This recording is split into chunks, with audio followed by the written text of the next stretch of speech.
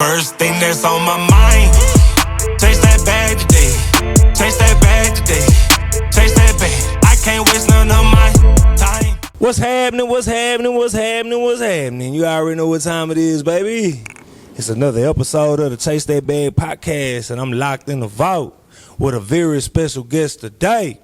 Man, it is a privilege and an honor to be sitting down with none other than Coach Rue. Is it Coach Rue? Is it Coach Russo? Is it Coach Russo the Great? You know what I'm saying? The Great Coach Russo. Which one is it? Man, it's just Rue, man. It's just Rue? It's just Rue. It's so many different titles you can wear, but it's just Rue. Keep it simple. Oh, man. Already. Well, yeah, it's definitely a pleasure and an honor to sit down with you, Rue. I've been wanting to have this conversation for some time, man. You know, I know you've been busy, and you have a lot to talk about in regards to what you've been busy doing, man, the work that you've been putting in, and I'm super excited and can't wait to get into it. So without further ado, we gonna jump right on in. So first and foremost, Rue, let me get your background. Like, where are you from initially? I'm from North Tyler, man. I'm from the North. From the North. Confederate, you know what I'm saying? Confederate by the tracks? Nah, Confederate by the park. Oh, by the park. Okay, the other Martin side. Luther King on the real side. Oh, the real side. Nah, I'm from North Tyler.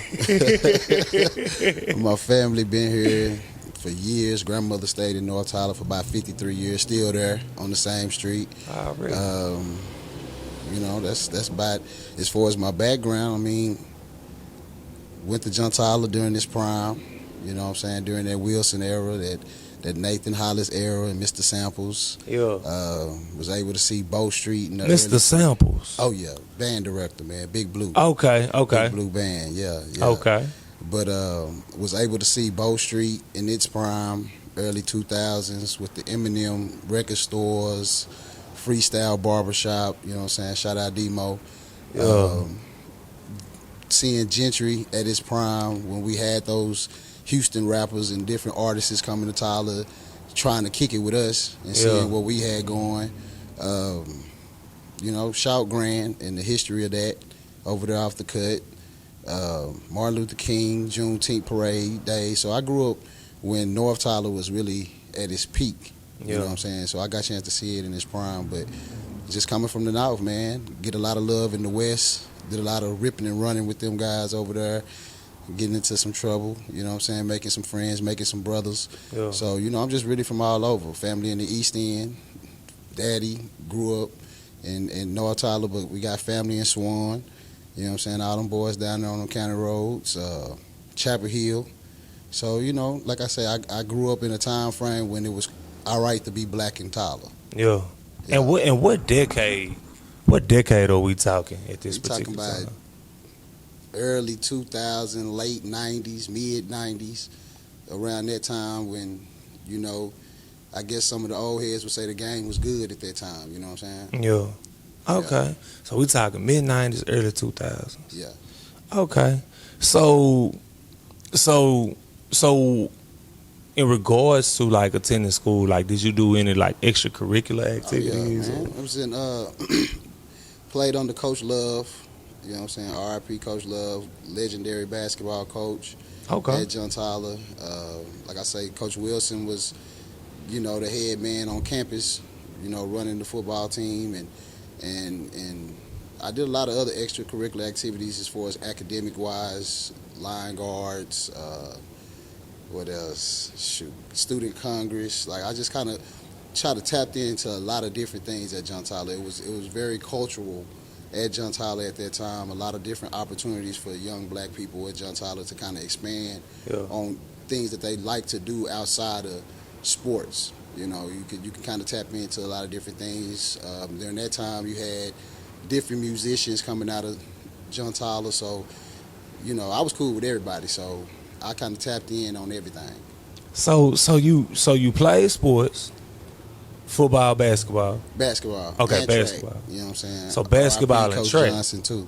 Okay, so basketball and track. It wasn't football though. Nah, man. I got hit in the 9th grade during tour days, and I called it quits. You know what I'm saying? It was like, nah, you know, I kind of want to I had asthma. That was my excuse. Yeah. I had asthma. Yeah. But nah, Coach Wilson ran a real strict program. I know the guys from the 2002, 2001, 2000 class, man, them guys are like grown men out there. So me being a 5'6", 5'7", 135, 40-pound freshman receiver was not going to cut it, you know. But got a lot of love from the football team, though. Still kept in contact, still stayed cool with everybody. But, yeah, basketball and track was, you know, the sports that I chose to do and participate in school. And then academically, like, or either just extracurricular activities outside of that, I know you said line guard. Yeah, line guard was pretty much the guys that could have played football but didn't want to play football that also participated in the other sports. You know, we just going to get fly in our khakis and polo and, you know, go escort the cheerleaders or the brigadettes to the other side. So we was really the ones getting all the numbers at the game. Okay. Yeah, we was getting the numbers at the game. You know? And just being the captain of that group, a lot of us were basketball players that just wanted to make sure we were still in the mix during football season too, you know? Yeah. Okay, so, and then I know you said, Ben, so this was all throughout high school? Nah, I tore my meniscus my senior year, so I did all this up until my junior year.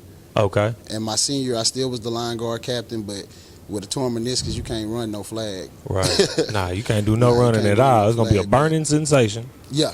Yeah. In the knee, though. In the knee. In the knee. You know what I'm saying? Pause. Yeah, pause. You feel me? Yeah. So, okay, so is it safe to say that you stayed pretty busy? Oh, yeah. I was also in top teams of America, fellow Christian athletes. Like I said, I tapped into pretty much everything John Tyler had to offer to keep me away from the house or, you know what I'm saying, keep me active, you know, and that was really how I kind of got cool with so many different people because I had friends that was in different organizations, and then I had friends that was also in sports, and then I had my partners from the hood, you know what I'm saying, people that I grew up with that maybe didn't play or participate in some of the other activities. So I was pretty well-rounded in school with as far as the group of people I hung around or the people I was able to communicate with and connect with. Okay. So, and you resided in Tyler the entire time, right? Me and my moms moved to Sacramento in the early 90s. Okay. And, about what age would you say you was around this time? I was at about that 9-10 age. Okay. You know what I'm saying? About the 9-10, you know, that age where you're impressionable. Yeah. You know, trying to figure out what's going on. You kind of into different stuff. If you got other family members that's in the stuff, you're paying attention to what they got going on. So, you know, about that 9-10, we probably moved up there then.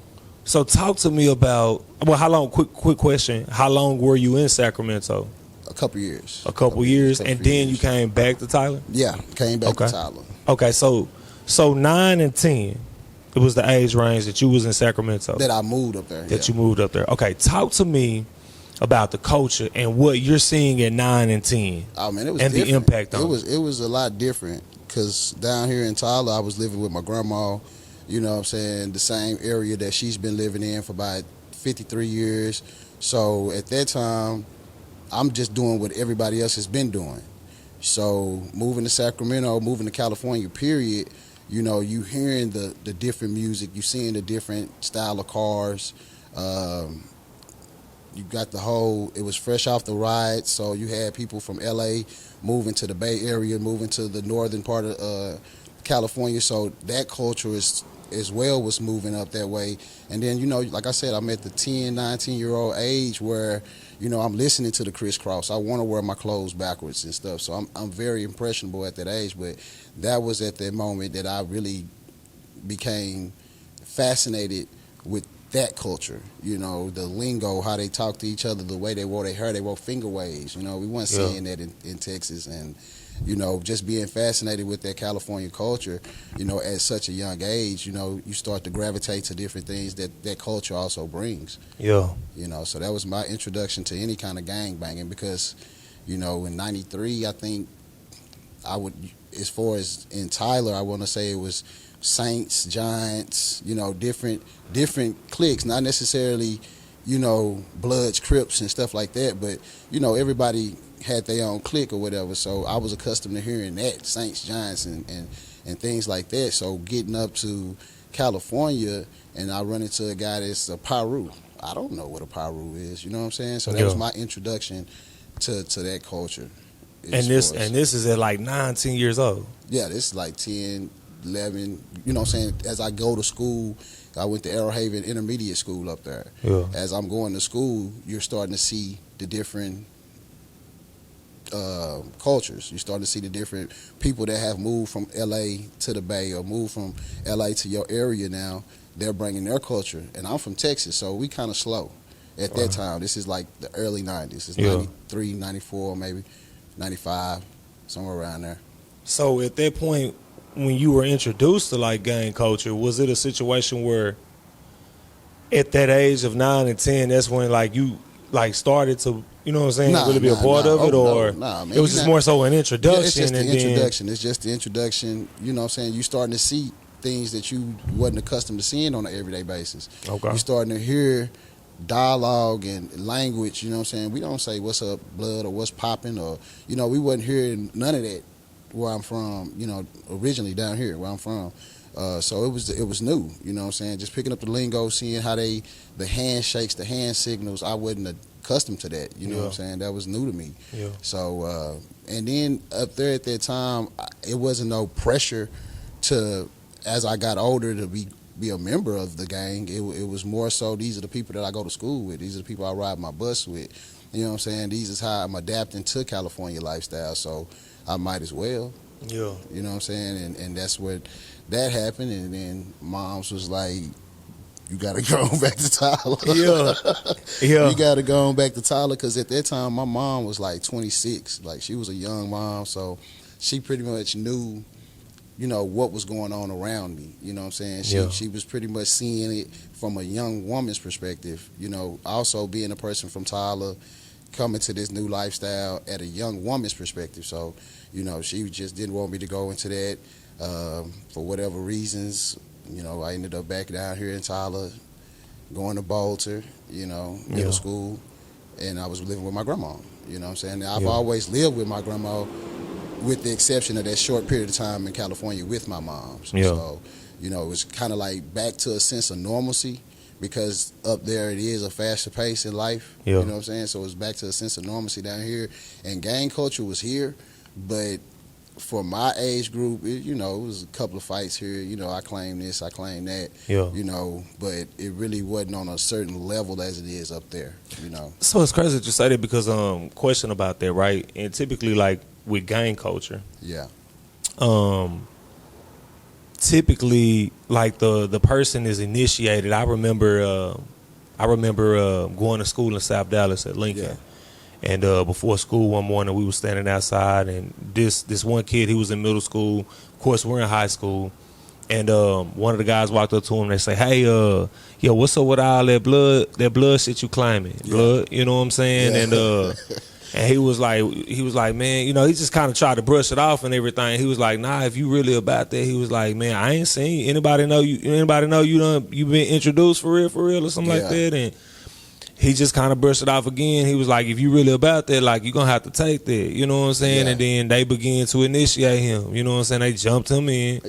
You know what I'm saying? And, after however long it was of them, you know what I'm saying, going at him, then they was like, now you can claim that shit. Yeah. Normally, in the 90s, you got put down. It wasn't no blessed in. And with the fact that I'm from a whole nother state at that time, it wasn't like they put the biggest kid on you. Nah, it's because it's not, the initiation ain't really to beat you up. Right, to hurt you or anything. It's to see where your heart is. It's to see, if this what you down with, if this what you rocking with. Now, granted, at that time, I'm up there. Now, when I come back to Tyler, I'm living in a Crip neighborhood, but I claim Paru.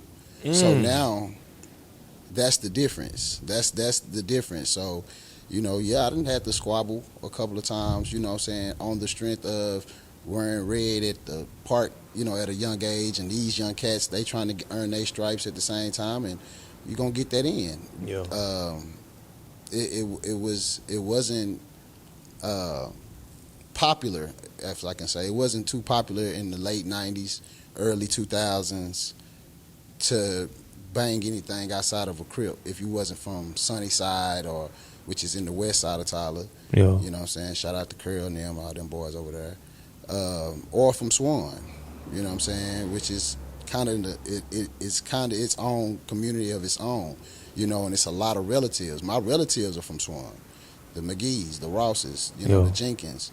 Those are my relatives by blood, you know, or marriage, or however you want to put it, but, you know, we related. Yeah. And so me living in North Tyler, that's a Crip area, you know what I'm saying? So I'm not living in Sunnyside, or I don't stay in Swan. So yeah, I can chop it up with all my homies at school and all that stuff, but I still got to come back to this side of town. Right. You know, and at first it was kind of difficult, but then, you know, after you fight a couple of times and they see, well, okay, we can't punk you. Yeah. You know what I'm saying? We can't punk you. We can't make you stop claiming whatever it is that you claim. So, you know, don't nobody want to fight all the time. You know what I'm saying? And then once people started to realize and find out who my relatives and kinfolk is and their respected sets and their respected, you know, gangs, then it became a lot easier for me to move. And then going to high school, it was more so playing sports and being involved. So I'm really not even out there having to crash out. Yeah. You know what I'm saying? Like, I don't have no Paru family at that time, you know, in Tyler. So it's like, let me find something to put my energy in. I still got to go back to the hood. I'm still going to wear what I want to wear. You know what I'm saying? But as far as just wasting my time outside looking for trouble, I'm going to be in the gym putting up jumpers. Or if I'm at the park, I'm playing ball. I'm not out there just sitting around. I mean, that was the difference, just seeing how sports can take you away from certain stuff in Texas that it can't take you away from in other areas where the gang activity is a little bit more intense. Right.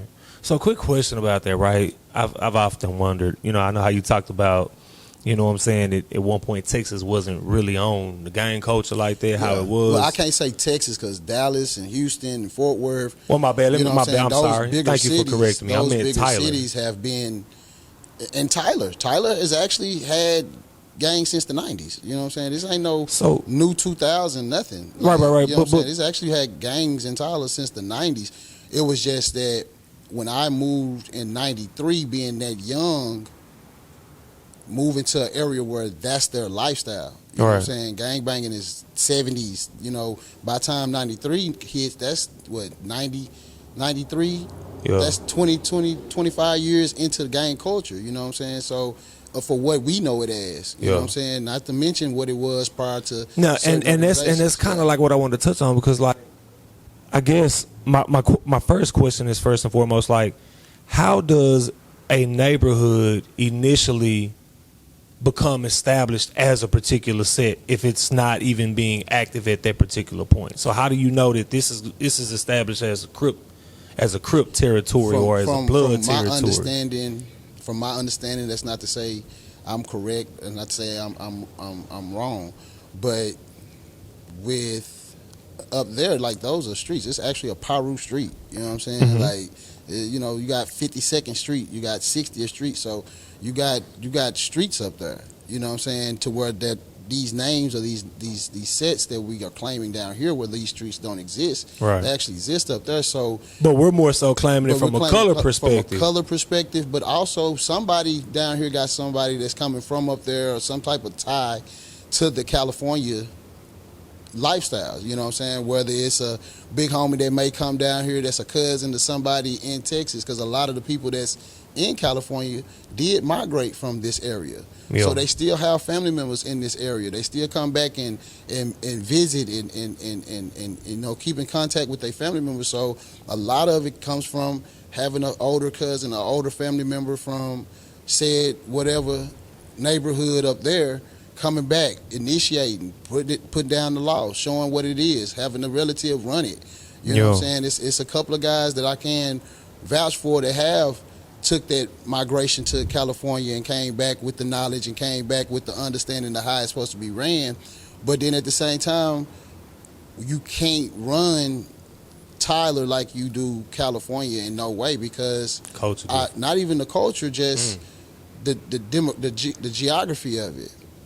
You know, how we're set up. You know, schools. You know, a lot of us may claim two different things, but we've been going to school with each other since sixth, seventh grade. Right. You know what I'm saying? Where the elementary pipeline is going to middle schools, and you got kids from different areas and different neighborhoods coming to the same school. So that's kind of different up there. You know what I'm saying? If you stay in this part of California, this neighborhood, and you go to this particular school, and this is the majority at this school. Yeah. You know, I went to John Tyler, my freshman year was 99. And like I said, that was, you know, we over here on the north side of town. So if you wasn't from Sunnyside, if you wasn't from Swan, everybody else cripping. Yeah. You feel what I'm saying? Everybody else is cripping. So, you know, me being from the north, me being from Confederate Street, me being right there in the middle of Gentry and Martin Luther King, but having a different understanding and claiming a different set from everybody else around there was kind of different. You know what I'm saying? It was different, but where I was at in California, that was the norm. You know what I'm saying? All I seen was Parus. You know what I'm saying? Yeah. That's it. So I think it's important for people who may not be aware of the initial reason for gangs when they were first started, right? Yeah. They're just especially down here because it's not the original homeland. This not the original homeland, you know. But I don't like to call them gangs. That's, you know, we was called gangs by those who was, you know, built to break us, you know. But if you understand the time frame of when these community organizations came about and what community organizations were being defuncted at the time, as far as the Black Panthers and stuff like that, the Yes Tribe, then you start to get that understanding. Like, if you grew up watching your dad protest and be militant and be a man of action, you're going to try to be like your dad. Yeah. And a lot of people don't understand that the Crip organization actually is almost a direct descendant of the Black Panther Party, with guys like Bunchy Carter being from Slauson being the homeland of what? The 60s. Yeah. That being one of the largest Crip organizations in America. Yeah. So where do you think those guys who started that got their intel from, got their understanding of organization from, got their understanding of pressing the issue? They got it from the Panthers. Yeah. You know, now we can go into COINTELPRO and all this stuff and you know, all that. That's a different conversation. But I feel like, you know, if people understood what it was actually meant to do, it was meant to police our community. It was meant to hold the men in our community accountable, you know, so we don't have to have the crooked cops come into our, you know, our neighborhoods and police us the way they want to police us. No, we can, if you having a domestic dispute, if she felt the need to say, hey, I'm going to call them Crips down the street, or I'm going to call them Parus or them Bloods down the street, you know what I'm saying, to get you up out of here, then that was the way we went about it. You know what I'm saying? It was our own community militia, our own community law enforcers. Yeah. You know, and due to the influence of other things, you know, you brought about, you know, with greed comes envious, with enviousness comes power, with power comes jealousy, and so on and so forth. But the initial makeup of it was to police our communities, to hold our men in our community accountable. It was no, you was weak and you got down with the gang or whatever. Nah, you had to be somebody of upstanding stature. You know what I'm saying? Like, I don't want the weak guy on my team. I want the good guy. So I want the guy with all the brashness about him. Yeah. So you know, at what point do you think that transition from being a community organization to it's about color and... Well, the color was always to show separation. You know what I'm saying? Like, not so much a separation, but difference. I know in 1972 is when, you know, Bloods was formed due to other smaller gangs coming together, you know, to go against the Crips. Yeah. But the Crips had been there, I think, since the mid to late 60s. You know what I'm saying? So it was to show the separate the difference between being a Crip and a Blood. You know what I'm saying? The lingo became different. Like I said, when I moved to California in the 90s, I didn't hear nobody calling each other blood or popping or, you know what I'm saying, up until that time. Yeah. You know what I'm saying? The only people I had really related to or had even communicated with was family members. Yeah. You know what I'm saying? Outside of my school kids, and we're at an impressionable age to where, you know, we're only listening to the teachers and what we see on TV and what we see at home. So to be introduced to that part of the culture at that age, it was very much a culture shock. So the colors is really just to show, basically almost like to show what tribe you from. Yeah. You know what I'm saying? I'm from this tribe, I'm from that tribe. You know, that's my understanding of, like I said, I can't say I'm right, I can't say I'm wrong, but Right. you know, that's my understanding of how that makeup went from one thing to this thing. Yeah. And then the adaptation of the adoption of from Hollywood, you know. I was just about to ask you how about that. You know, the imagery. The imagery, you know, they're gonna always put out the most gangsterous image that we say is gangster. I'm glad that you say, because when you mentioned TV, right? Yeah. That sparked the question for me. And it's often been debated, you know what I'm saying? It's debated in my household, you know, of the things that come on TV. I'm going to use BET for an example, right? BET has raised a lot of us, you know what I'm saying? Like, you know, if you think about like your parents being gone all day and you at home Simpson watching TV all day, you know what I'm saying? Big Tickle was your babysitter. Yeah. You know what I'm saying? And it's true. Because you learned how to dress by watching Who Came on Rap City. Yeah. You know what I'm saying? You learned how to talk to a woman by watching the videos on Midnight Love. Yeah. You know what I'm saying? You learned what was cool and what was hit by watching 106 in Park. Yeah. So, you know, you are very much influenced by music, entertainment, period. You know, whether it's sports, whether it's movies, whether it's, you know, the how the social media platform is set up now. Yeah. Those are the people that influence you. So let's use Menace to Society for an example. All right. I want to talk about that movie, Menace to Society. That's crazy, because I was actually in California when that movie came out. Cool. So Menace to Society has been aired numerous amount of times throughout the years. Yeah. Right? It has always been aired on BET. Now, we understand the concept of this movie. We understand that this movie is supposed to, if I guess, say, document one's life amongst the culture within that area, whether it be gang activity or whatever the case may be, right? Yeah. Now, if that's being showed, just from an influential perspective, not is the movie good, is it bad, is it good for you, is it bad for you? Yeah.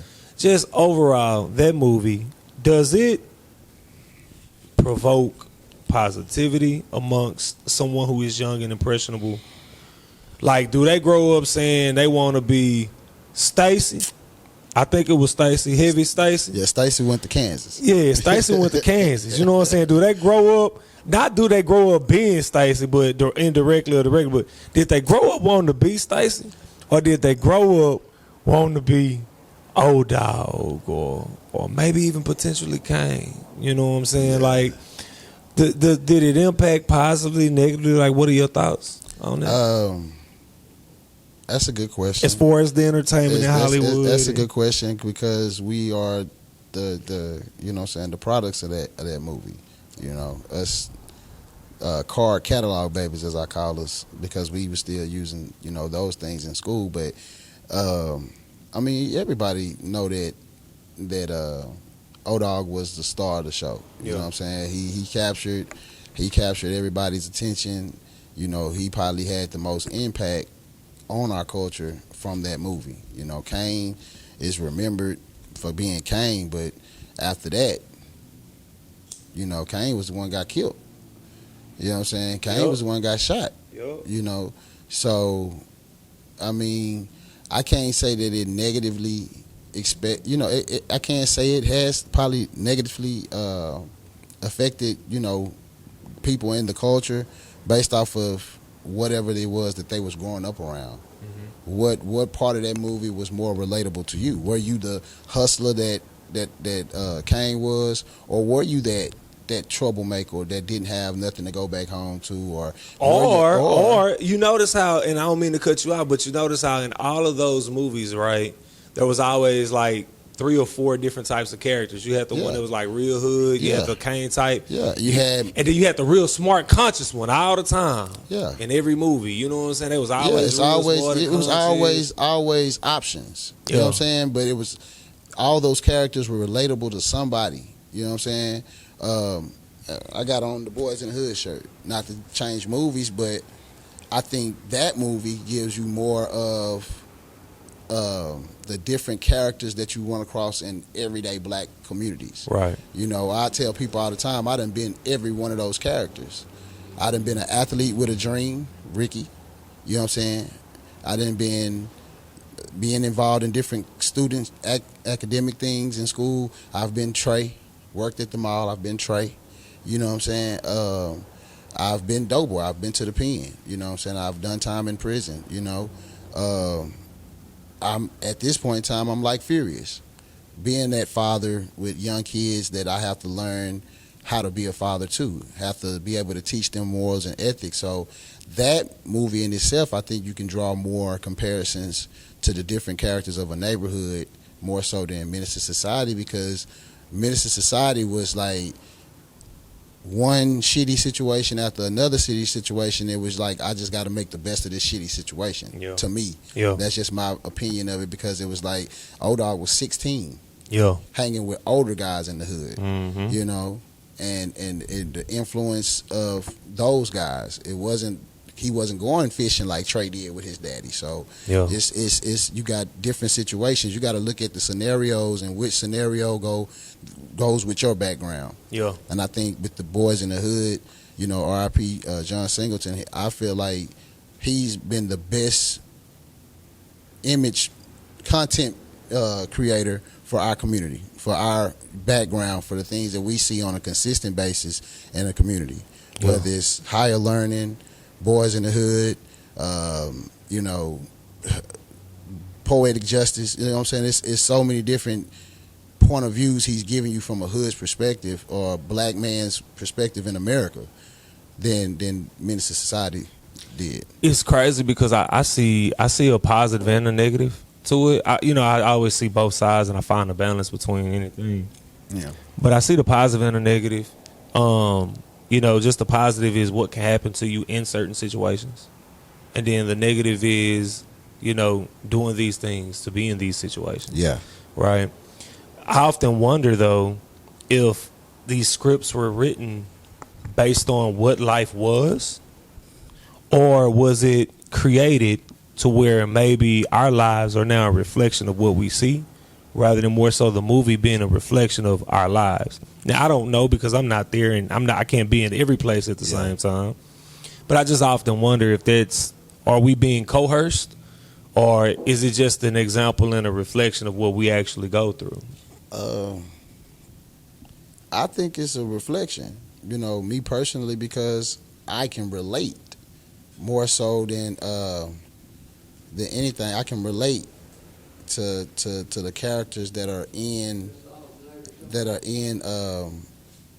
the movies, you know. So I can relate to those characters, you know. And it was more so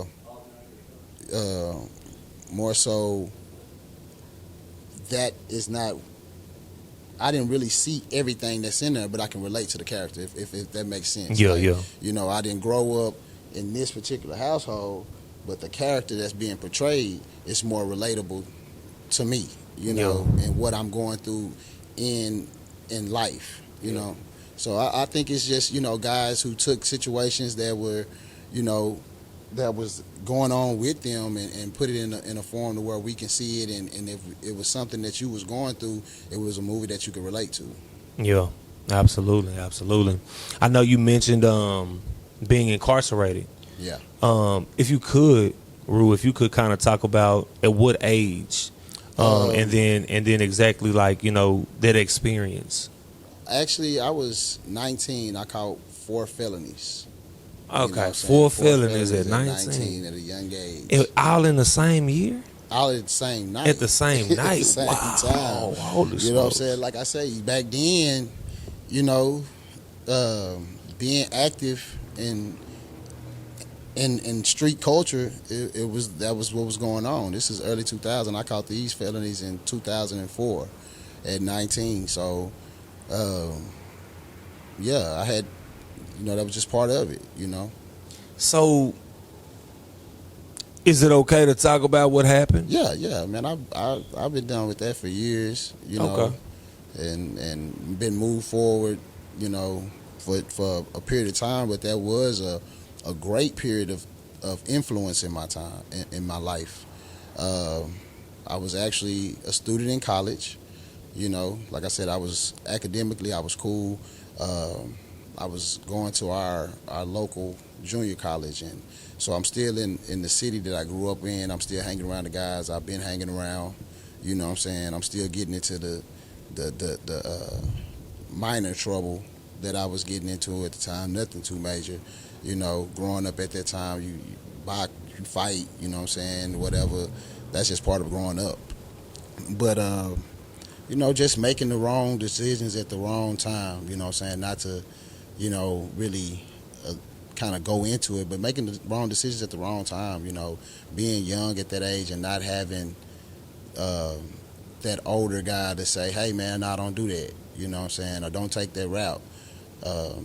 Made the decisions that I made and had to pay for them. But that experience of having to deal with your own situation, it was no, mama, can you come get me out of jail? I'm 19, sitting on a $250,000 bond, you know what I'm saying, facing 35 years at the time. I'm not even 35 years old at the time, so I don't even know what that time mean, as Boosie say. Right. But, just dealing with that, that increased my faith. Not one of those people that went to prison or went to jail and now all of a sudden I'm this holier than thou Christian, but it just increased my faith on being patient and being, understanding that life is life. Life is gonna throw you some curveballs. You're gonna have those trials and tribulations that it speak of, and gaining faith in yourself and gaining faith into a higher power as far as your decision making. Yeah. But it was an experience that in turn birthed Born Kings. You know what I'm saying? My experiences during that time from 2004 to 2008, were like basically the catalyst to push me into where I'm at now. Being able to give my testimony, give my story, give different examples like we spoke on the movies. Yeah. But my story is just like that movie. You know what I'm saying? It's something that other kids or somebody in that position can relate to. Yeah. You know what I'm saying? And it's a lesson to be learned in the story. So that's basically what a movie is, somebody's story. So I have one of those movies. You know what I'm saying? So, but yeah, it was dealing with the culture, the street culture. Fighting, shooting, going out to the club. Things that you do at that age, that you involve yourself in different situations. And that was and just for clarification, that was 4 years in TDC, right? I did 4 years TDC, yeah. Okay, so 4 years TDC. So, I hear all type of stories. Yeah. From being incarcerated, but I guess my first question is, while you were incarcerated for those 4 years, how did you spend your time in there? Well, my case was gang related, so of course I'm gonna be housed in the facilities where those people are housed. Now I'm also a college student too, so I utilized my time for reading, of course, because that was something I was already accustomed to doing, being in the college atmosphere, but also just learning people. You know what I'm saying? I learned how to read people. I learned how to understand people a little bit better, and gave myself a game plan as far as the stepping out on what position did I want to play in my own life. You know what I'm saying? What role did I want to play in my own movie? But I was a speaker for the Bloods for a year and a half in Dallas, and a speaker for the Bloods for about a year in Houston. You know what I'm saying? Okay. So me being from East Texas, that's not really common. I was locked up with a few people from Tyler, you know what I'm saying? So they know, what I'm speaking is facts. Yeah. You say ain't no cap. Yeah, ain't no cap. We humble. We just telling the truth. You know what I'm saying? We just telling the truth and try to make it more of a educational experience instead of a bragging right. Right. So, but nah, I was 23 speaking over Bloods in Dallas. Then I got transferred to Houston, you know, still speaking and just trying to gain understanding amongst the sets. You know, you get to meet different people from different organizations and different cities and how they move, and they move different from us. You know, a Blood from north side of Houston may move different from a Swan guy, somebody from Swan, somebody from Sunnyside. You know what I'm saying? A Blood from, you know, Pleasant Grove may move different from a Blood from San Antonio. You know what I'm saying? So, and then just running into different people from different sets. Me being a member of Mob Paru, I'm running into guys from Bounty Hunters, you know what I'm saying, which is a Blood set.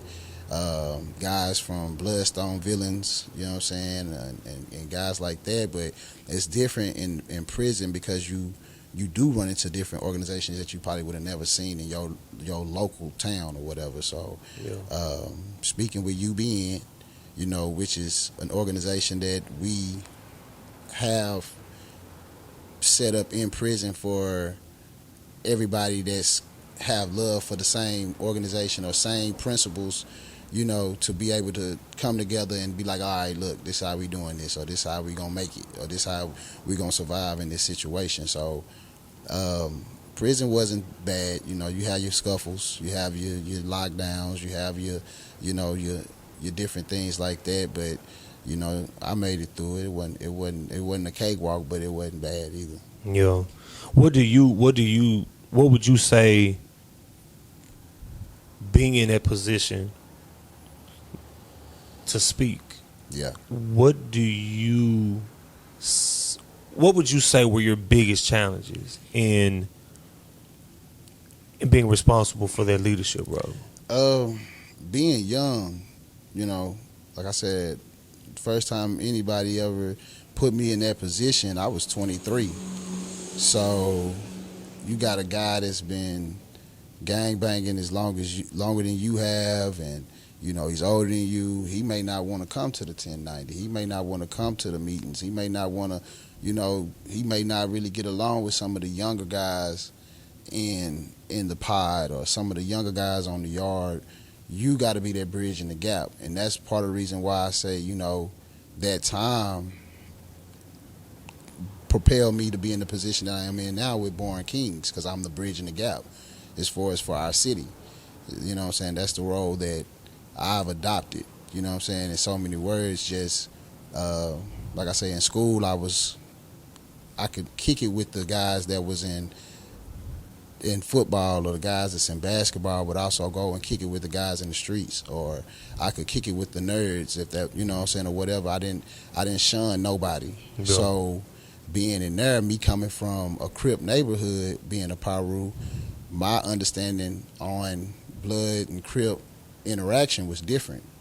You know what I'm saying? I was more like, hey, look, we all in the same situation. We all black. You know, they didn't give him a better jumpsuit because he a Crip, and you know what I'm saying, than you. So you don't have a better mat because you a Blood. You feel me? Mm-hmm. So in this regards, yeah, you are what you are. I can't change a man's perspective or where his location was, on why he got down or what the situation was.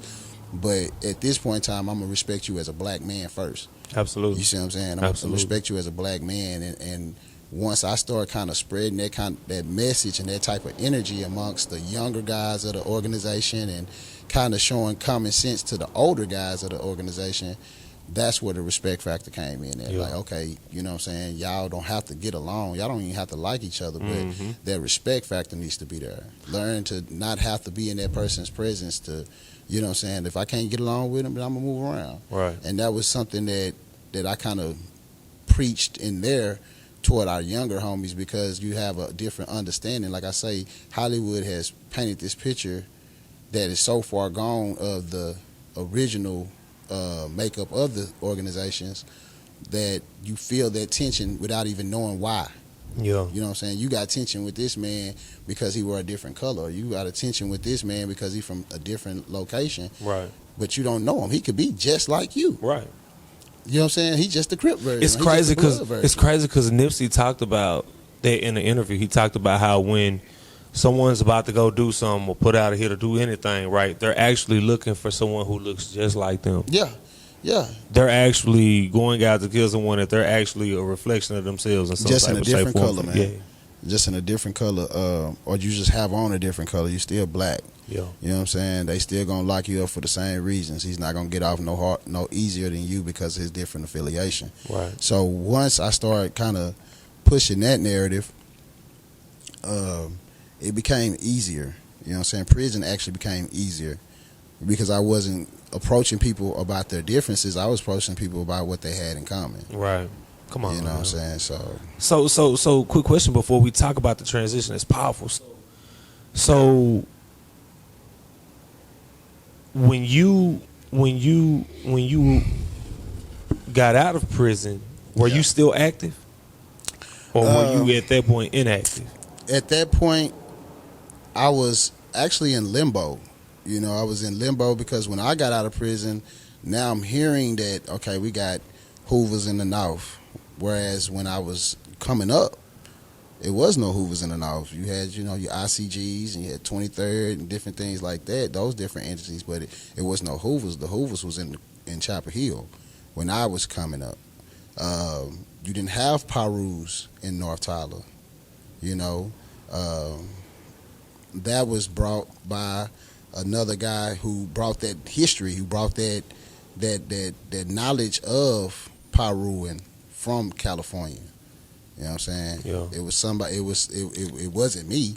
You know what I'm saying? I didn't put nobody down, but you know, I got a homie. You know, shout out Berto. I got a homie that really brought that Piruing from California to the north side. Yeah. You know what I'm saying? And so now I'm getting out of prison and I'm hearing that. You know what I'm saying? So it's a want to, you know, acknowledge myself as, you know, Rue and this is what I'm about. I'm from Mob. This is that, and the third. But then at the same time, it's crazy because I had a situation in prison where an old Mexican man that told me, he pulled me to the side. He was like, Rue, God can use you for the gangs. So I was like, what you mean? He was like, God can use you for the gangs because, yeah, you look like them, you walk like them, you talk like them, you dress like them, but you're not like them. You know, your understanding of humanity is different. You know, you read, you pushing knowledge, you pushing unity, you know, and that they need somebody from the inside that can relate to everything that they're going through to be able to push that to them. And I kind of took it personal. You know what I'm saying? At the time, I wasn't thinking about it, but I took it personal once I got out. And I was looking like, you know, just going back to my upbringing in church, you know, a lot of kids don't have a understanding of faith. You know what I'm saying? A lot of kids don't have an understanding of faith. So I was like, all this needs to be incorporated together. Yeah. And like I said, that spearheaded the whole Born Kings thing. So once I decided to really take Born King serious and kind of bring some positive light to the organizations and how it came about, but also give an opportunity for people to not have to feel pressured in joining a Crip gang or joining a Blood gang or joining a set or whatever. You know, Born Kings was something that, hey, you can get that same brotherhood, that same moral and ethic speech, that same big homie vibe, you know, without having to put yourself in jeopardy of losing your life or, you know, losing time out of your life. Yeah. You know, I tell them all the time, like, if I'd have known at 12 that me joining this particular organization would heighten my chances of failure from 50% to 85%, I wouldn't have joined. Yeah. And that's just being honest. I got love for the set, you know what I'm saying? But those pressures is really, if you're not mentally strong for it, it can take you the wrong way. And there's so many different people that aren't built for that lifestyle that join it due to the peer pressure. you know what I'm saying, or join it, like you said earlier, to the fact that my homies is in it, you know, and don't have that sense of individuality, like I'm good by myself. Yeah. You know, so I tell a lot of guys now, like, you going to be whoever you going to be without a set. You know what I'm saying? Now, the Born Kings organization, the mentorship, you know, I am who I am. I'm influenced by what I was influenced by, so those things are still deeply rooted in me, you know. But it's a different language now. It's a different mindset it's a different mindset. Like, I still, you know, Paru is Paru. That's the fam. Yeah. You know what I'm saying? Born Kings is the mission. Yeah. You feel me? So, you know, it's a difference between being active and inactive. It's a difference between being a gang member and a gang banger. You know what I'm saying? I'm not banging. You know, I done went to the pen. I done fought in the pen. You know, I done been jumped. I done been shot at. You know what I'm saying? So that's the banging aspect of it. Yeah. You know what I'm saying? Now I got to guide and mentor and push these younger guys that are in the same position I was in at 21, 22, 19, 17. You know what I'm saying? And I got to put them in a different position to where they can succeed. Absolutely. So you transition from that to Born Kings, which is an organization. Yeah. Which kind of took place. I wouldn't say take place because nothing can ever take place, but it was more so of a birthing from that situation. Yeah. And the reasons of why you did it and how you try to use it and how you try to use it. Is that the only organization that you're a part of? Nah, man. I network with a lot of different organizations. Justice League of East Texas, you know, shout out to that organization. That's family. Everybody in that organization are from the Tyler area, from the community, either grew up together, have family members. We are actually real active with the help of Tyler, as far as Black Tyler. I'm also, you know, in a lot of different, I got my hands in a lot of different things, but as far as what I represent and what I really push is the Born Kings nonprofit organization. I also have collaborated with Youth Prosperity. You know, shout out Alonzo Everhart, Kevin Johnson, Murph Henderson, and we are pushing the whole Color Me Bad, which is the show that unified front that I was speaking of. As far as we're all from different organizations. You know what I'm saying? We're all from different parts of town, and we're saying, hey, look, if a Hoover and a Paru can bring this guy to a situation and better him, let's start looking at it that way. Let's start utilizing our influences that we have in our community, our influences that we have upon our youth due to whatever struggle we might have gone through. You know what I'm saying? Like I say, we're not going to use it as a opportunity to brag or cap.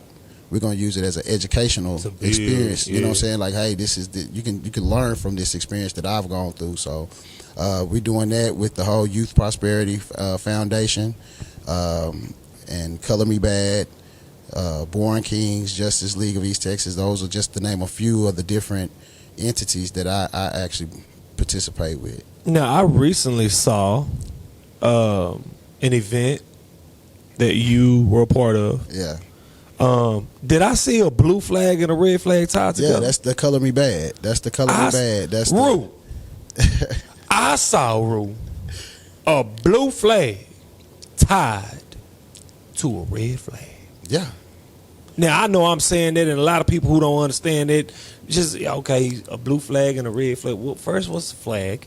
You know, and then they're tied together, but people don't understand the significance. Yeah, the significance of it. Of these two rags being tied together. Yeah. They not, correct me if I'm wrong, they're not even supposed to be touching. Not even supposed to be touching. But yet and still, not only are they touching, but they're tied together. Yeah. Talk to me about that event that you had and the purpose behind Color Me Bad. Shout out to Kevin Monster Johnson, my big bro, big homie status type guy from the neighborhood. Man, it's something we've been talking about for a period of time. Like I say, being once incarcerated, we understand that in prison, a race riot breaks out, right?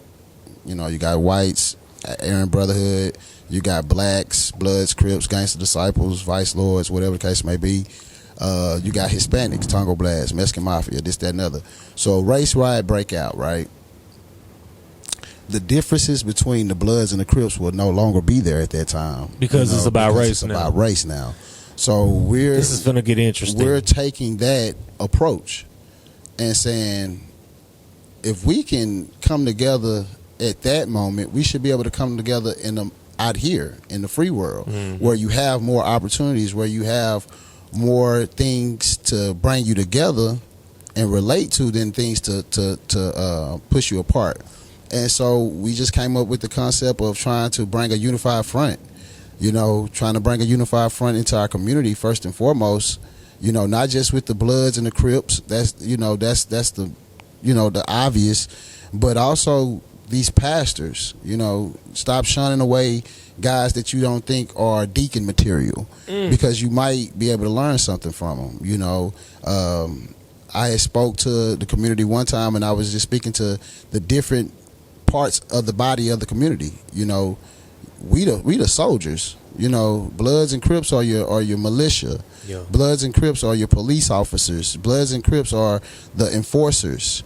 But we need educators. We need medical people. We need all these different parts of the body to come back to the body. Yeah. And teach the body.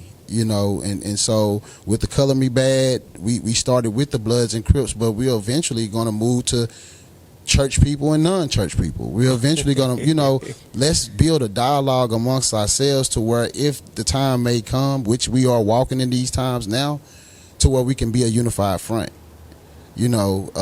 Also another purpose of it, which was something that I was big on, was when you look at the Klansmen, right? Mm-hmm. They're called an organization, right? Right. So why are Bloods and Crips called a gang? Come on now.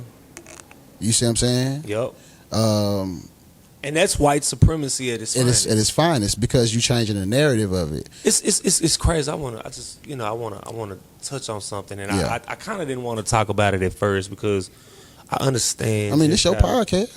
Well, who's gonna tell you what you can talk about? Yeah, and definitely like educate me. You know what I'm saying? Because I'm often intrigued by certain frames of thought, right? And when I say that, I'll take and I say this in all humility, and I say this from a place of ignorance, right? Just based on my own thought process and trying to understand things.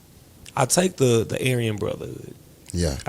If I'm not mistaken, the Aryan Brotherhood has the symbol of the swastika. Mm-hmm. The swastika stems from the days of Hitler. Mm-hmm. What I found intriguing, Rue, was the Aryan Brotherhood, and I could be completely wrong. So for anyone who is a part of this organization, please understand that I am just trying to understand. Yeah. Is a race-driven situation where they don't per se like people of color, right? Yeah. But what I find intriguing is that their approach and concept is race-related, whereas with Hitler, he used the term race, but it was not race in regards of color. Yeah. And the reason why I say that is because Hitler was responsible for the Holocaust, which was him having situations of other people being killed and annihilated who looked exactly like him. Yeah. Same skin color. Same thing. Yes. He wanted a blonde-haired, blue-eyed nation, and he wasn't blonde-haired or blue-eyed. Exactly. Yeah. Right? Now, how does that concept of it not really more so being skin color, but more so being just nationality, right, stem and turn and transition into a situation of now the Aryan Brotherhood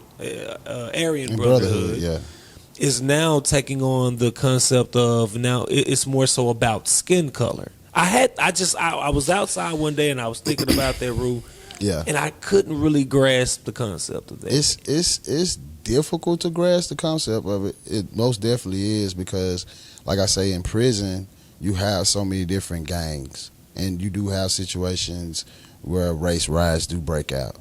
But just like we have more than one black gang. It's not no one single black gang, right? Right. It's not just Bloods, or it's not just Crips. It's Gangsta Disciples, and then you got branches of that, and then you got branches of another. It's so many different quote unquote tribes of black gangs, right?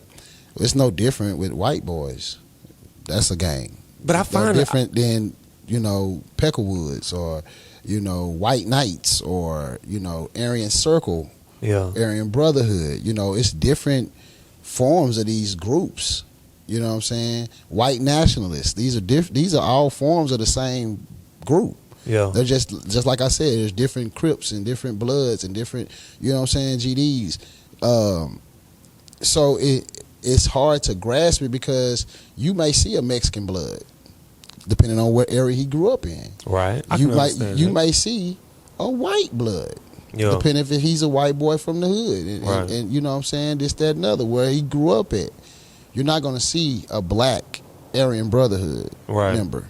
You're not going to see a black White Knight member. Yeah. So just the fact that it's not even an option to initiate anybody from any other color.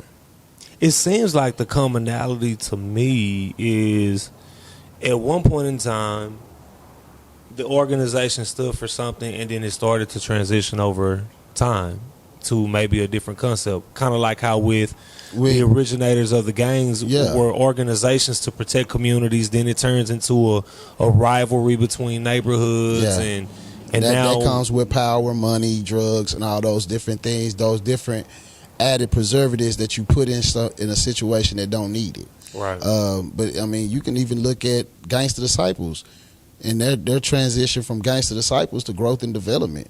You know, and the message just but rebranding and transitioning again into the main focus of the positivity.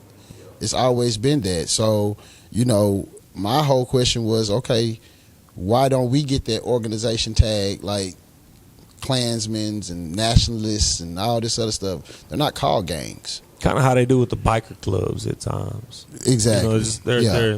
They're referenced differently. Peep this.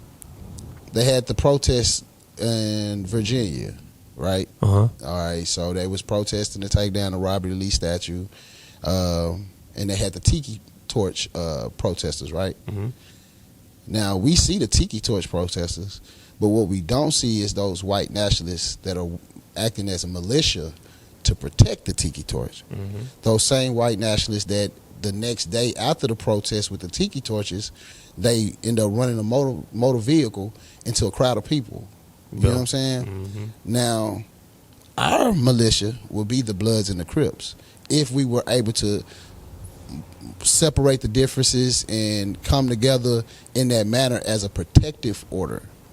You know what I'm saying? Only legalizing in defense. Yeah. If Bloods, Crips, and all other community organizations could set aside differences for those said purposes. And that's kind of like with going back to the Color Me Bad with the two flags tied together, is to try to bring that type of understanding to our community. They have that type of understanding to their community, that the guys that like to shoot guns, the guys that like to be violent, the guys that like to take action, this, that, and other, those are the nationalists, right? Yeah. Well, they was protecting the educators, right? Mm-hmm. Because people was like, oh my God, he works for such and such school. He works for the University of West Virginia, or he works for, Virginia Tech. They was with the torches, but they had a militia to protect them. Yeah. So when we out here protesting Black Lives Matter, or, protesting period, why don't we have our militia to protect those said people? You don't put a civilian on the front line to do a soldier's work. So if you saying that that's the line that you want to be in, as far as in these different hood communities and different organizations, community organizations, then that's something that I'm trying to push toward that way. Because I don't want a situation to happen where the community is under attack and we got civilians trying to defend it. Right. That don't work. Right. Right. So all us guys that fall in that other position, we might need to fall in line to be able to protect our community. Let's get back to, let's get out this Willie Lynch state of mind of separation and, trying to, basically separate ourselves from what's not like us and understand that they're going to treat us all the same. Yeah. You know, they're going to treat us all the same. I know you talked about the protest of the statue. It just kind of makes me think about the young lady, Trudy Lamb. Yeah. Trudy Lamb, right? Shout out Trudy, man. Trudy Lamb pretty much protested the name of the school initially here in Tyler. Robert E. Lee. It was Robert E. Lee, right? Yeah. And protesting it as far as the name of it and choosing not to run. Mm-hmm. It was also it also made major news. ESPN as well. I want to say you was on ESPN. Yeah, I actually was able to do a interview with ESPN in regarding the Trudy Lamb situation. I had the opportunity to meet Trudy's mother, Laura Owens. You know, shout out Laura, she's a good woman. Her adopted mother. Trudy's actually from Ghana, so her understanding of what she was protesting was her understanding what Robert E. Lee, the man, represented. And, you know, loving her classmates, loving her school, but understanding what that had to do with her as a person of color. Yeah. You know, and the name Robert E. Lee has been, you know, of that school has been protested. There's a lot of history behind it, you know what I'm saying, from the segregation days and, you know, black kids getting bused over there to that school and having the name, the Red Rebels and you know, changing it to the Raiders and you know, the history of that school. She understood that. So I feel like the fortunate thing for us as a black community in Tyler is that she wasn't from Tyler. Yeah. That she was actually from Ghana. She was actually. But speaking on behalf of a Tyler, blacks. East Texas situation regarding people of color. Yeah, I mean it was heroic. First of all, that's why I say shout out to Trudy Lamb, because she's still in school. Like she still goes to that school. She still has to interact with those parents. She still has to interact with those coaches that might have been against her. So that takes a lot of courage and it takes a lot of heart. Same thing with Laura, you know what I'm saying? And she's actually not black. She's non-black. She's a white lady. And for her to understand, like, the prejudices that her daughter was experiencing because she was black, you know what I'm saying? And now it's in her home, you know? So, I mean, Trudy spoke up for not only attendees of Robert E. Lee, she spoke up for the black community, you know. And so how I got involved with it was I actually was on a panel for one of our city elects and actually had the opportunity to meet Laura, and I let her know I was a boxing coach, you know, and you know, anything I could help her with, she could call on me.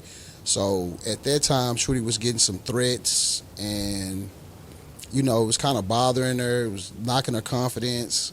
And, you know, she was just like, hey, man, can I bring her to the gym? So when she came to the boxing gym,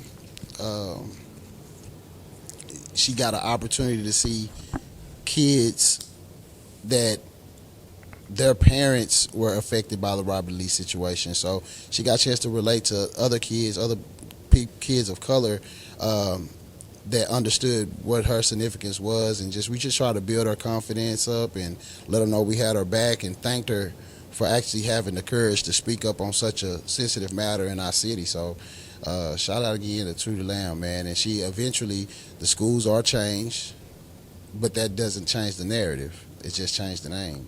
Now, it's interesting that you say that, right? Because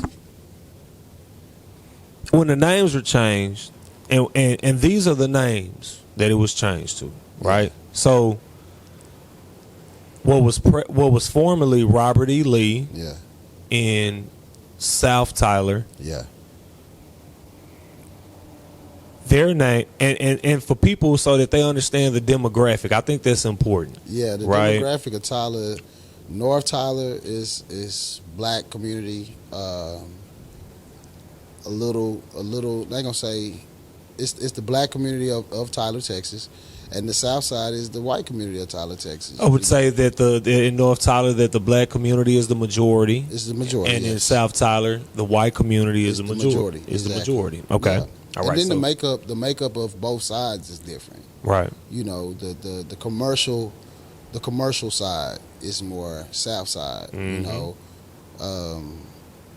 which it's always been like that.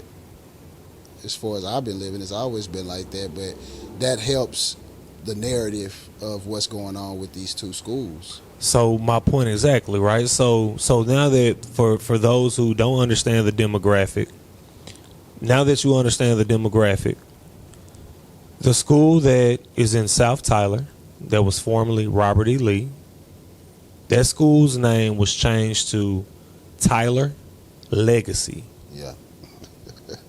Okay, Tyler Legacy.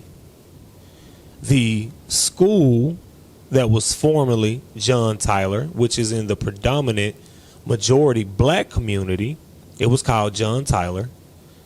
That school's name was changed to Tyler High. Yeah. So you have Tyler Legacy and Tyler High. When I heard that, I was intrigued. I was intrigued at the names. I was intrigued at the. So what am I looking to say? Not the rhetoric, but what it gives off, what the name gives off, the vibe that it gives off. I'm trying my best to put into words. You know what I'm saying? It just gave off a more supreme or a more prestige, or I mean, a more prestigious, I guess, outlook to the schools. When you think of a legacy, you think versus of high, prominence versus high.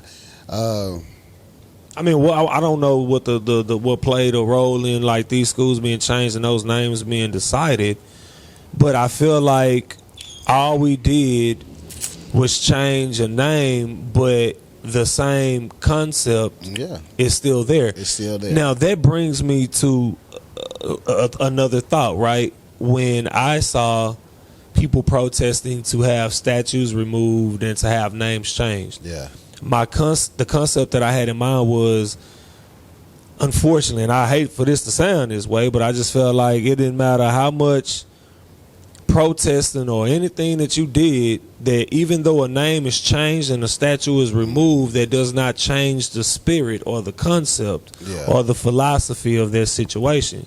You just put a Band-Aid on it, but the situation is still there. I just kind of felt like nothing changed, because if you look at, and this is what I've been hearing, right? I don't know, you know, it's just what I hear, you know. I've been hearing a lot of things about, you know, the schools, as far as like the kids, the makeup of it, where these kids are going, you know, different things that are allowing these kids to leave this location, as far as North Tyler is concerned, to move or either to go to school in South Tyler.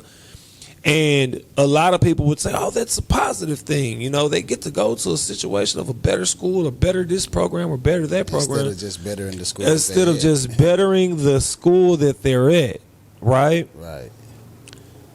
I'm baffled. I'm baffled because we changed names and the names still insinuate the same situation. And I don't see how with just that, you know, how that's been, I don't see how that's changing anything. I mean, I get a whole bunch of different perspectives of it. Some say the name was changed from Lee to Legacy to be able to keep the TL, so you wouldn't have to go and get the uniforms. Wow. Different. I wish they could see my face right now. That's what I get for sitting behind the camera. You know, to be able to keep that same TL, they don't have to spend as much money changing the uniforms of the athletic. I'm like, Dion, what it take? $5 to put the kids' names on the hell? I'll pay for it out of my own pocket. Hell, what we got, 30 kids? Yeah. So that was part of it. But actually, you know, the names were voted on.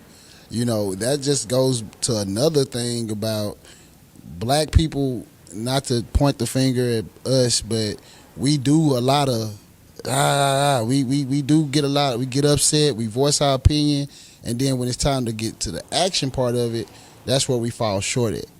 We great, you know. We are great within the great emotion, within the but we emotion. struggle within the execution. There you go, brother. Thank you, Tip. Yes, Lord. Yes, Lord. But no, that's exactly what I'm saying. It's like I've been out there during the protests. I've put on for the community. I've done that, and I promise you, I can get 300 likes on a post, but I won't see those same 300 faces that will make the difference. Yeah. You know, and like I said, I come from a different era where support is action, not a click of a button. Yeah. It's action. It's not a click of a button. I don't get hyped because I got 75 hearts and 52 thumbs up and a couple of cares. I don't get hyped behind it. I get hyped when I see my people come out and actually put some foot to those ideas, and that's where we fall short. We great in the moment of emotion. You know what I'm saying? That's why we go so hard at funerals. Right. We go so hard at funerals, but after the funeral, we go right back to doing the same thing we did before Toby died. Right. You know what I'm saying? And what led to his death, we still doing it. We don't learn from that. Right. You know what I'm saying? So, as far as the names, we can complain about it still, but until we actually start executing the reasoning for the complaint, then we're gonna keep getting shorted. You know, like I said, I'm a former attendee, you know, alumni of John Tyler, which is now Tyler High, and you know, it was different, you know, in the early 2000s, but it was the makeup of the school was different. Those people that was in authority positions were different. You know, whether it's the coaching staff, whether it's the principals, whether it was the teachers, they were different. You know what I'm saying? And I think once you change the inside, the makeup of John Tyler, or now Tyler High, you know what I'm saying, then that's where you're going to start seeing different things change. As far as Robert Lee, you know, you have people that complain, well, Tyler legacy, let me change that. You know, you have people that complain and say, well, they school is better, they got a better school, they this, that, and other. They come from an outside structure.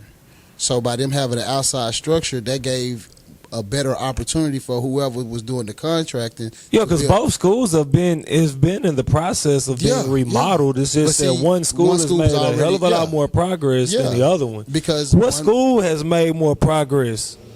I mean, you spoke on the whole kids having opportunities to go to one school, living on one side of town. That's not uncommon.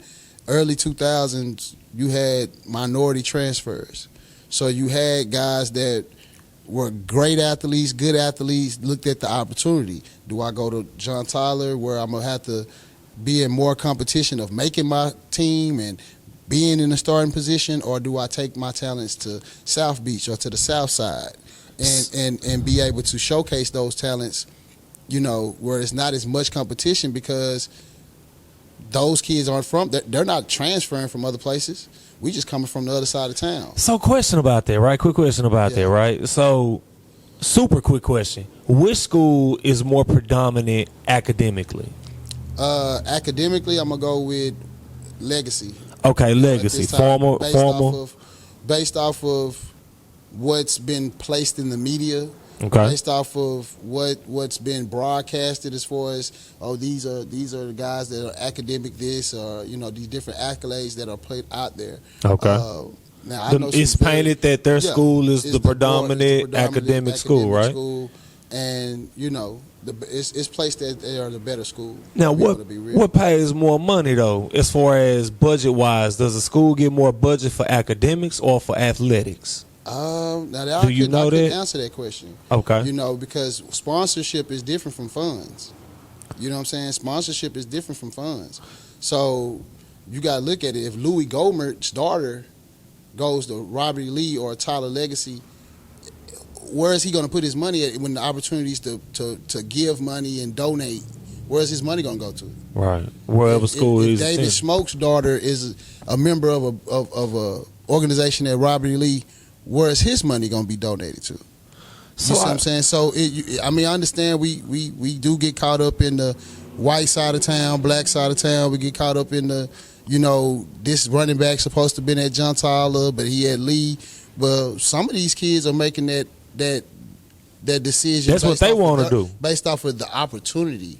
You know what I'm saying? Like if you at John Tyler and they got a 5 running back, you know what I'm saying? That's like, 5 running backs, everybody run 4-3. Everybody doing this, everybody doing that. But if you that 1-4-3 running back over at Tyler Legacy or Robert E. Lee, you stand out. Yeah. So, a lot of these kids have grown up playing Pop Warner football with each other, and it's like, hey, man, I got the option to go over there. I ain't got to keep running the ball behind this dude. I'm just as good. I just don't get the opportunity. You know what I'm saying? So, in the regards of the athlete, some of these athletes are taking their decision to take their talents over there due to the opportunity. Okay, and it's more so opportunity athletically. Athletically, and they might want to go to Robert E. Lee or Tyler Legacy. That might be their decision. But the schools have given them those type of opportunities with the minority transfers, with the read lines of the district, and where these kids that stay over here can go there, counseling some of the middle schools and putting all these kids that's in this, that once was at this middle school and this middle school, now they go to the pipeline to that high school. The district has given those opportunities to these kids with the decisions that they've made as far as redistrict and whether those decisions are direct or indirect is causing a issue. A great migration. It is. You know what I'm saying? Yeah, with another school on another side of town, and it just makes me wonder, like, if the school is doing so well academically, why such a push for the other kids on the other side there who are more athletically? I mean, or maybe I'm looking at it wrong. No, I ain't gonna say you're looking at it wrong, because, like I say, with me and the community work that I do hear these questions. And like I said before, I'm always the person that wants to kind of bridge the gap. Okay, yeah, we can look at it as they stealing our kids from this side of town and making their teams better, but then we also can look at it like that kid that did go over there, he might have would have been at North Texas if he'd have went to John Tyler. Not based off of they don't get recruiting or nothing like that. Based off of it's so much talent over there, everybody can't go to Texas. Yeah. You see what I'm saying? Over here, his talents is being showcased, and he can show who. Hell, everybody might need to go to Texas. You see what I'm saying? Like, now, back in my day, like, we had a team full of D1 prospects, whether it was Aaron Ross and Tim Crowder and Matt Melton going to Texas, Fletcher Session going to Texas Tech, Leroy Thomas going to Fort Hays. Like, guys was going off to school, but that migration did happen. Yeah. And you start, some of the more talented guys did start going to Robert E. Lee or Tyler Legacy, whichever one you want to call it. And those opportunities that they would have been caught in the bunch over here at John Tyler, because they do running back by committee, or they don't pass the ball as much. So if you're a receiver, you're not getting looked at as much. If you're running back by committee, you're not getting as many snaps as you would if you went to Robert Lee. So that's what I mean by that North Texas to Texas situation. Talent is there regardless. D1 talent is there regardless, but because this particular school is so packed with talent, you may get overlooked. You know what I'm saying? You may get pushed aside based off of whatever reason, whereas over here you stand out amongst the crowd.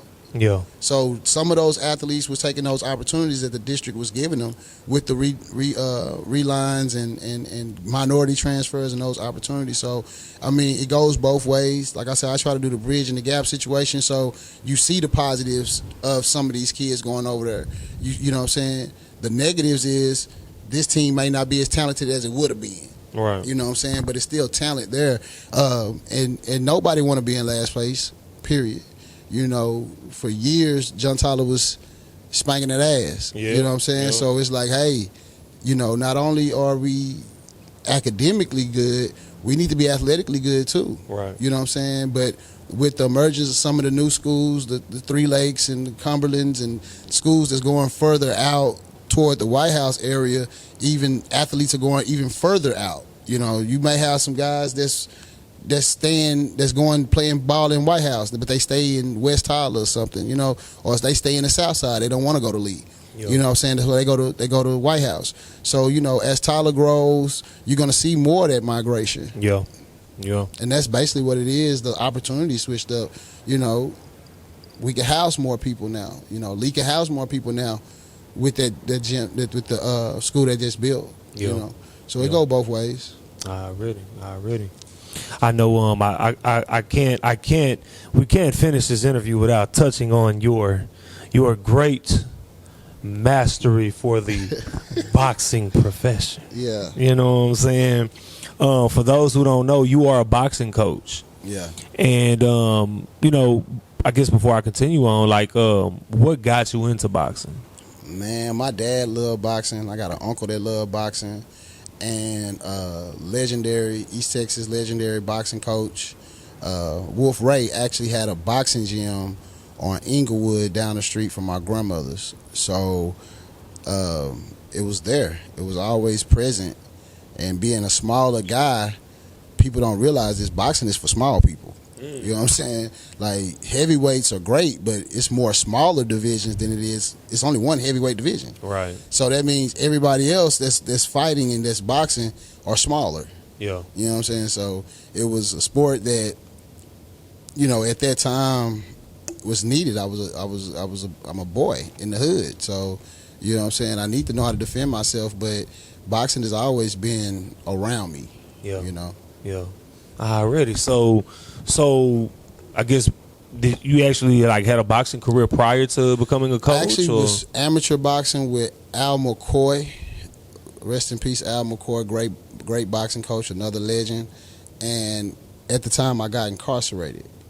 You know, so it stunted any kind of boxing career I could have had at the time, because I went in prison 165 pounds, 175 pounds, and came home 215. So wow.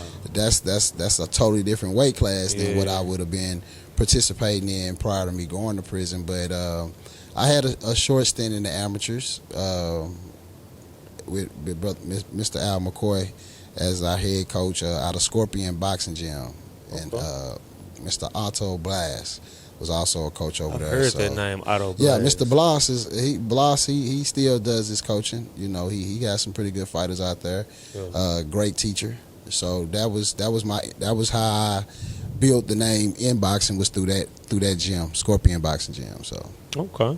So I want to say maybe 2 years ago. Maybe 2 years ago.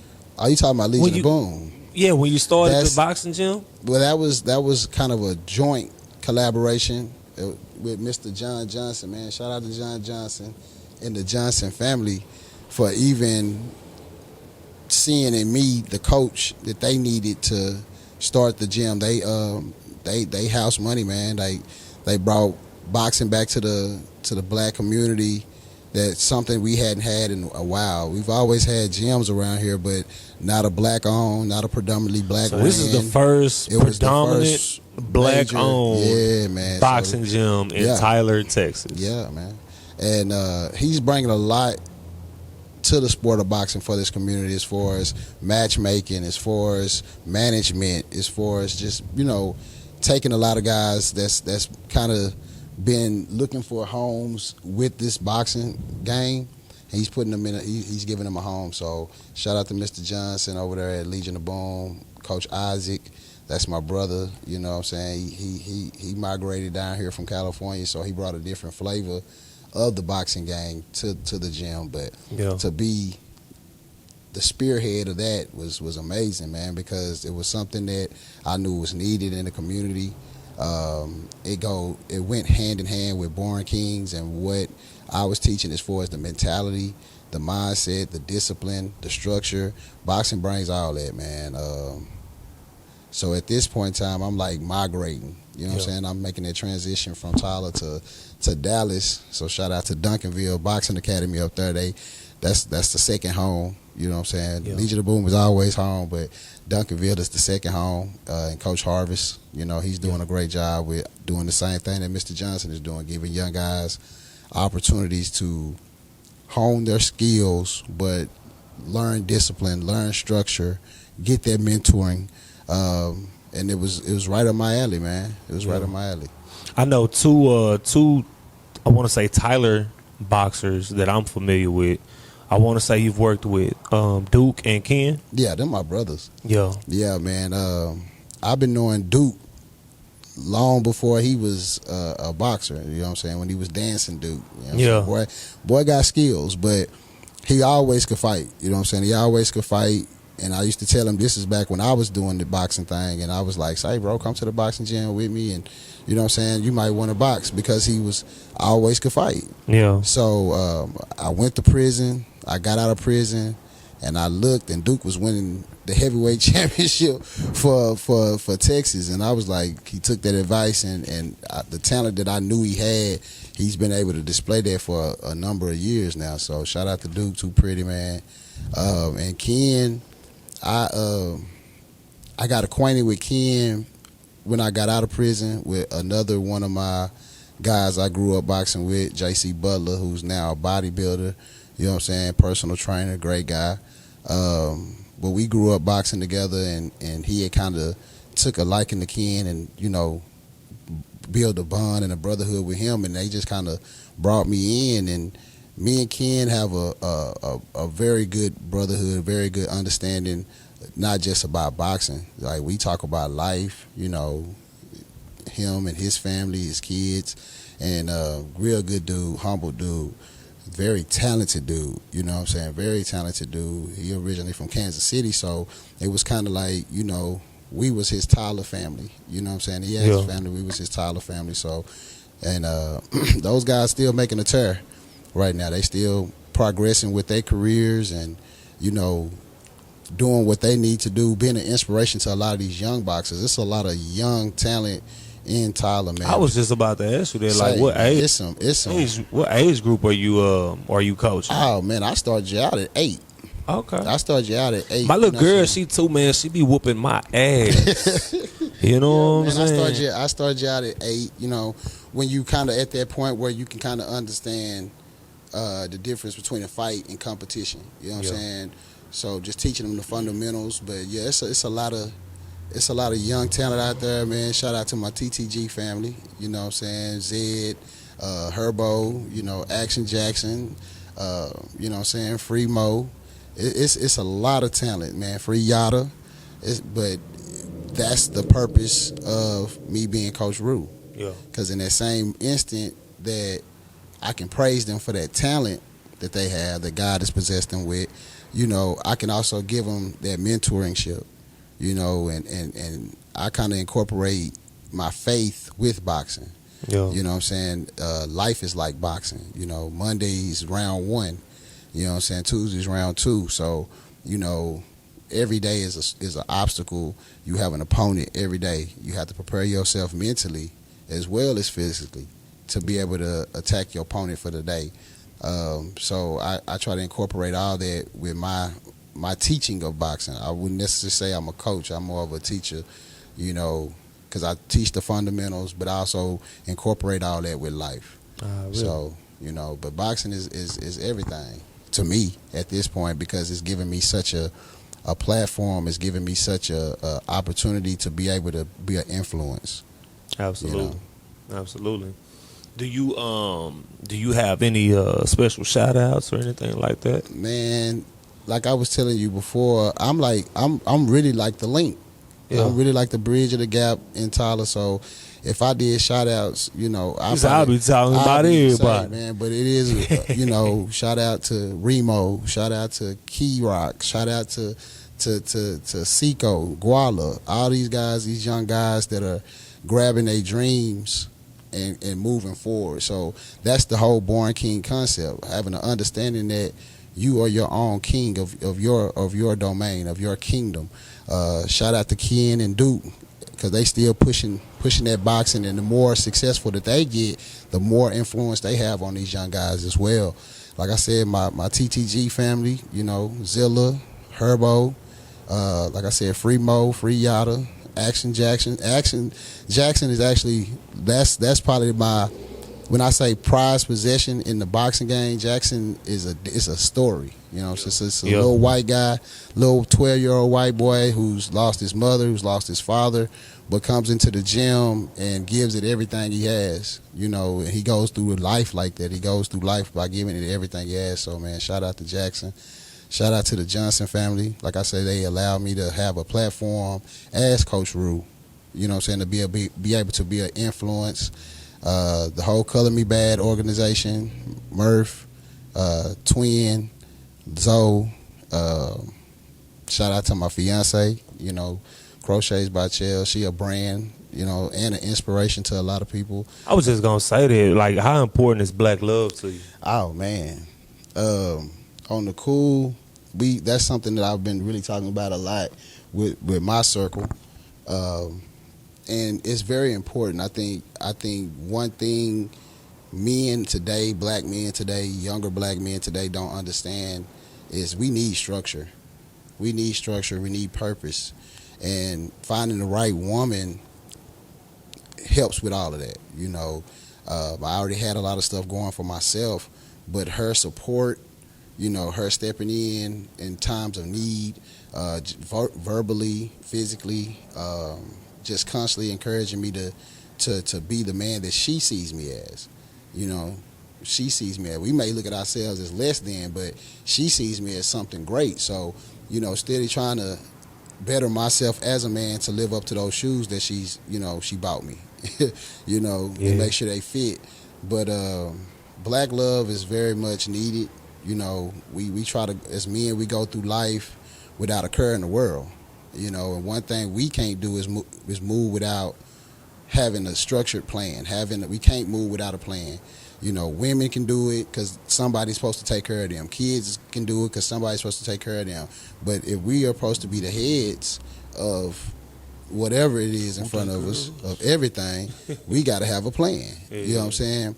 So, you know, if it's real love, like not the lust, not this, oh, she just got that new body, I need to holler at her type love. But BBL done restored her confidence. She got a new glow. Hey, that BBL, I ain't gonna knock it. I ain't gonna knock it. But all it does is change your shape, ladies. It does not make you healthier. It just changes your shape. If you still eating churches after you done had it, guess what? You're gonna need a BBL update. You know what I'm saying? BBL, BBW. You know what I'm saying? You're gonna be the finest BBW out there, but you know, just understand women do the procedure for their self-confidence, and that's all well and done, but all well and good. But at this point in time, ladies, you know, let's try to get more healthier. Does it make you run back? Can you run further by removing the fat from your stomach to your butt? Are you living healthier by taking this procedure? So if the answer is no, kind of just put yourself first. You know what I'm saying? Do what's best for you, but I mean, if it's making them happy, I can't knock it. But as a former personal trainer and a boxing coach, it's not making you healthier. It's just changing your shape. So, you know. Yeah. But I was finna say something else, but I think this kind of, you know what I'm saying, this is family appropriate. But black love is very much important. Make sure you find the right mate. When I mean the right mate, the person that's going to encourage you to be a better version of yourself. That's gonna grow with you and push you to grow. So yeah, man. Shout out to Chelsea. She's been a big inspiration since she's been in my life. And moving forward, I just hope everything goes according to God's plan. Big shout out to you though, man. Like the platform that you are giving us in East Texas and Texas period is needed. You've had a lot of talent on here, from athletes, from artists to entrepreneurs. Shout out to Cali, man. Cali is also another big inspiration to me, man. That's my brother. Cali. You know what I'm saying? As an entrepreneur, as a mover and a shaker in the game, he's doing his thing, man. And him and Ashley on the beat over there with D West, man, they doing their thing for the culture. It's crazy. Both of them are judges for the East Texas versus. Yeah, that's good judges. That's good judges. That's a good panel. Yeah. But like I say, man, I'm the bridge in the gap. All these names I just named, I can pull my phone out and call them. You know what I'm saying? Yeah. My partner Juice, that's probably the tallest partner I got. You know, I be looking like Gary Payton and Sean Kemp when we standing next to each other. But you know, even with Juice, like Juice is giving a lot of guys a platform to get their music off. But also, he's been very instrumental in supporting, you know, allowing us to be on the radio with the boxing. He's supported every event that we've done with Legion of Boom. He's been supportive of all my community service work. So that's like with you guys in the platform. Shout out TB, man. He's a good friend as well. And and the guys over there at Exclusive Game Podcast, man, Boogie and MC Fee and Big Earl Chappelle, man, and Shy D, man, like all these names that I'm naming are people who I talk to on a consistent basis, and we are talking about how to keep things moving in Tyler. Yeah. You know what I'm saying? So I appreciate all y'all, because coming up, we didn't have it. Yeah. So for us to be at the forefront, the forefathers of bringing this culture thing to the head, man, it's a big thing, man. Absolutely. For real. Absolutely. Humbled, bro. Humbled. Yeah. I'll say this as my key takeaway from our conversation today. My key takeaway is seeing how all throughout your entire journey, you have been exposed to a lot of different things. Yeah. Sports, academics, life, philosophy. Yeah. But the number one most important thing that I resonated with was your continuous call to leadership throughout your entire journey. Yeah.